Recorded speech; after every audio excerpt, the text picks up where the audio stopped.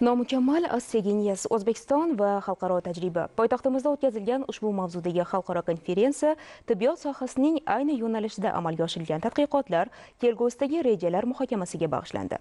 Batafsil hozirgi lavhamizda.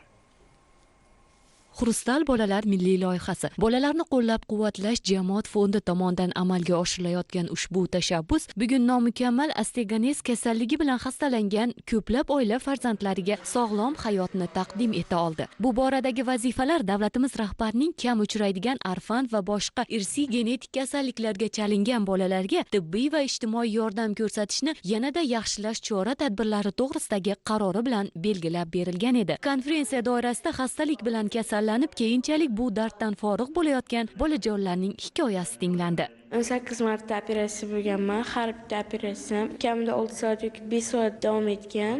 Lekin qancha qiynalgan bo'lsam ham, hozir mana natijasi bilinib turibdi.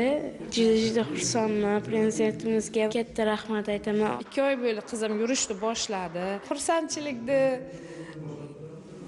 ta'riflab bermaydi, u xursandchilikni. Uni ham shuncha narsani hozir men 1 minut 2 minutda aytdim, lekin buncha narsani 10 yillik narsani ichda o'tkazib aytib berish qiyin. 3 oyda ham kelganmiz, 2 oyda ham kelganmiz, vaqti kelganda 1 oyda ham kelganmiz, 1 oylab больницada yotganmiz.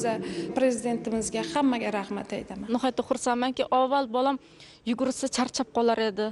Hozir esa bemalol yugura olayapti, maktabga borayapti. Avval korset taqib maktabga borganman, ixtisoslashgan maktabiga borgan, internetga. Hozirgi kunda Allohimning o'ziga shukr, o'zimizda yashab turgan mahallamda qishlog'imni maktabiga boradi, sog'lom bolalar qatorida sog'lom inson bo'lib, sog'lom farzand bo'lib yuribdi.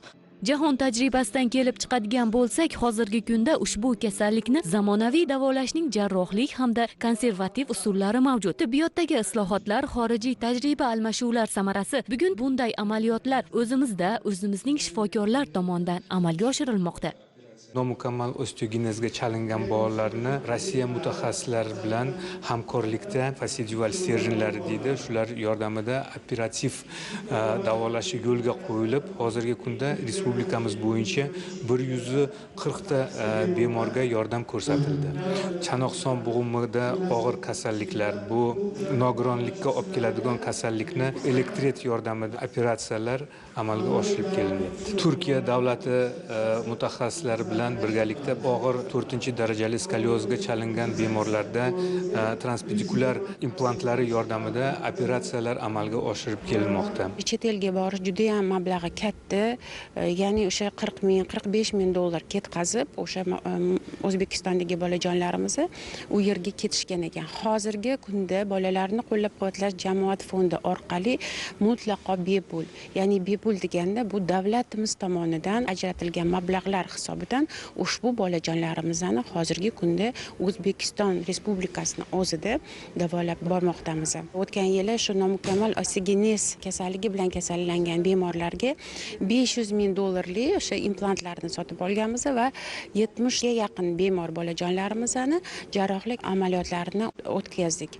Tadbir doirasida respublika ixtisoslashtirilgan pediatriya ilmiy amaliy tibbiyot markaziga Gaucher kasalligini davolash uchun qiymati 12 milliard so'mlik dori vositasi topshirildi. Bemor bolalar uchun bayram dasturxoni ham tashkil etildi.